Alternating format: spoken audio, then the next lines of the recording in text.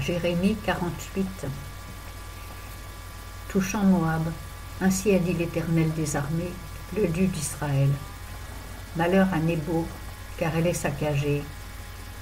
Kirjataïm est honteuse, elle est prise. La ville forte est honteuse et atterrée. Moab n'a plus à se glorifier de Hesbon. On machine du mal contre elle. Venez, exterminons-la du milieu des nations. Toi aussi, Madmen, tu seras détruite, et l'épée te poursuivra. Un cri part de Horo-Najim, c'est une dévastation, c'est une grande ruine. Moab est brisé. Les petits-enfants font entendre leurs cris. On monte en versant pleurs sur pleurs, la montée de Lushit.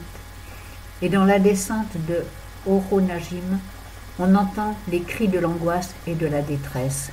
Fuyez, sauvez vos vies, et qu'elles soient comme celles des misérables dans le désert. Car, puisque tu as eu confiance en tes ouvrages et en tes trésors, tu seras aussi prise. Et Kémosh s'en ira en captivité avec ses sacrificateurs et ses chefs.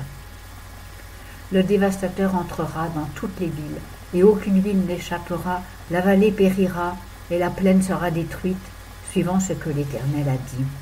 Donnez des ailes à Moab, car certainement il s'envolera, et ses villes seront réduites en désolation, sans qu'il y ait personne qui y habite.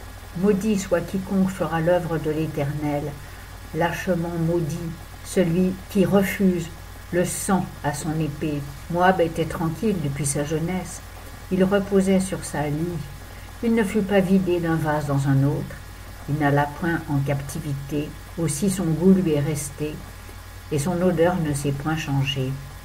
C'est pourquoi, voici les jours viennent, dit l'Éternel, où je lui enverrai des gens qui le renverseront, qui videront ses vases et qui mettront ses outres en pièces.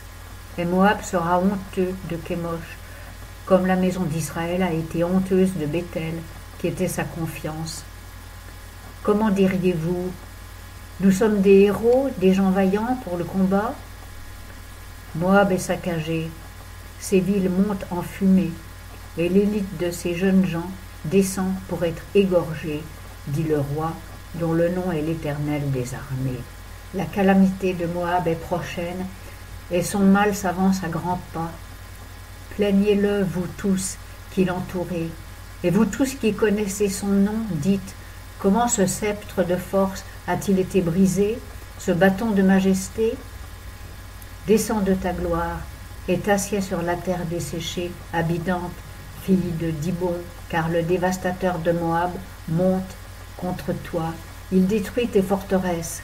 Tiens-toi sur le chemin et regarde, habitante d'Aroër. Interroge le fuyard et celle qui s'échappe. Dis-lui, qu'est-il arrivé? Moab est dans la honte car il est brisé. Gémissez et criez. Publiez sur l'amont que Moab est saccagé et que le jugement est venu sur le pays de la plaine, sur Olon, sur Jaasa, sur Méphat, sur Dibon, sur Nebo, sur Beth Diblataïm, sur Kirjataïm, sur Beth Gamul, sur Beth Méon, sur Kérijot, sur Bosra et sur toutes les villes du pays de Moab éloignées et proches.